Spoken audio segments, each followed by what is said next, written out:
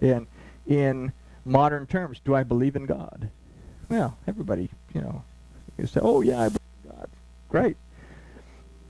Am I aware of the presence of Elohim in my life? That's the second factor. I can believe all I want, but if I'm not aware of the presence, then it's something that I do.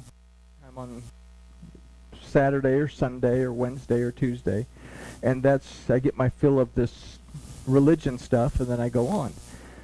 If I become aware of the presence of Yahuwah Elohim in my life every day, then it becomes more than a religion, it's a relationship. The other factor that contributes greatly to this is, am I aware that my Elohim is aware of me? And Solomon says that the beginning of wisdom is the reverence of Yahuwah. The beginning of wisdom is when I become aware that he is aware of me. And what I come to recognize is I don't want to be separated from my Elohim. That's the beginning of wisdom. Now I want to walk in with my Elohim. That leads us to the fourth aspect, which is, am I able to hear that voice of my Elohim? Okay, so if we're governed by the light in our day, in our lifetime, we walk without stumbling because we are aware of Yahuwah, and we are aware he is aware of us. We are connected, as such, sensitive to his voice and his presence in Ha'olam. Okay, Ha'olam is translated in this verse as the world, but it also means in a state of perpetual being. Ha'olam, olam means forever and ever, or forever. Okay, so we come to a point where we are always aware of the voice of Yahuwah, and as a result, we have clarity of vision in the difficulties we face every day. That this is why our willingness to recite and consider the Shema in the morning and in the evening is so important. We've talked about the Shema a number of times. Why was that commandment that isn't really a commandment so important that Yahusha said, the greatest of the commandments is, hear, O Israel, Yahuwah your Elohim, Yahuwah is one. It's a statement, dude. What's the commandment? Oh, music. The commandment is, love Yahuwah your Elohim with all your heart, your soul, your mind, your strength. Well, how do I do that if I'm not even aware of him? So Shema, I take that time to perceive, discern, and understand. Israel, am I acting like Jacob, where I am supplanting, exchanging something for something else, being a trickster? Or am I the Prince of Elohim? Do I rely on myself, or do I rely on my Elohim? So, am I aware of these things? Yahuwah Eloheinu, that in every aspect of my life, at every moment of my life, name Yahuwah, I have Elohim. I have a mighty force that's there to help me. I have a means of redemption. Well, I don't need to be redeemed. Well, do you sell yourself into slavery? Oh no, I'm free from slavery. We don't have slavery in this. Do you get angry? Do you get anxious? Do you get depressed? Well, those are slavery. Do you sell yourself into anger? Sure, every time I get in the car and drive down the road. Getting better, though. I'm starting to pray for people instead of yell at them. I get redeemed from that because I recognize that my Elohim is present and he is aware of me, so I am not going to allow myself to get in this state of being. Delivered. We all make perfect decisions and everything that don't force us into very bad situations because we're all perfect.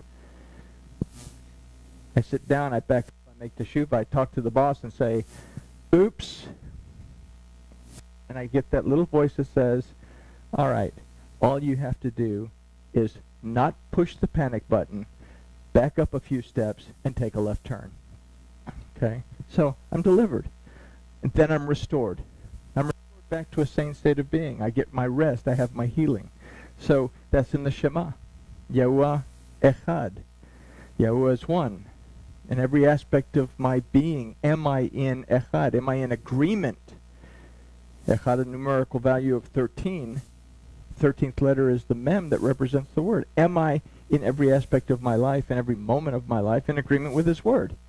And if I am, then I'm also echad because I'm in unity with my Elohim. I'm connected. Okay, so we have to be able to listen. Okay, and this becomes a perpetual state of being the more we advance in this relationship and the more we leave this physical part of our carnality behind. Okay, so this is recite the Shema. This is why it becomes so important. And we seek to avoid the condition that's being described in verse 10. But if a man walks in the night, he stumbles because the light is not in him. So this is a condition of being in the state described at Bereshit 1:2. Says, now the earth was unformed and void, and the darkness was upon the face of the deep, and the spirit of Elohim hovered over the face of the waters. Arev, the evening, is a state of being able to perceive the difference between the light and the darkness. A state of connection versus a state of disconnection. We are physical beings and are very new and unaccustomed to being aware that of Yahuwah in our lives. We're physical beings. The idea of being aware that Yahuwah is present in our lives and is aware of us is a concept that really hasn't grown on us because we have 2,500 years of a Greco-Roman mindset. The ancient Israelites understood that Yahuwah Elohim is present, and they have to be aware because they are aware that He is aware of them. Okay? So it's a kind of a different thing. So we're physical beings and are very new and unaccustomed to being aware of Yahuwah in our lives. We have a tendency to think solely from the physical realm, and I'm sure that doesn't apply to anyone here. Okay? Okay. We acknowledge the spiritual realm of our Elohim after we have gotten stuck in the mud because we chose not to turn on the flashlight in the dark. We walk around in the dark because we insist on being physical beings instead of allowing ourselves to also be the spiritual beings that we can and should be. So these verses serve as a reminder to stop before going to guns with our carnal minds and remember that Yahuwah our Elohim is present and that He is very much willing to point out to us the best direction to step when we are walking through our difficulties. And this was a great reminder to the Yochanan community, and it's a great reminder for us today. So we end with the two corny questions, because you have to have the two corny questions. That course in homiletics in the seminary said that you have to ask two corny questions or a corny question at the end. What state of being are you in? And then we can ask, what guides you? And with that we can say, grooviness has been achieved.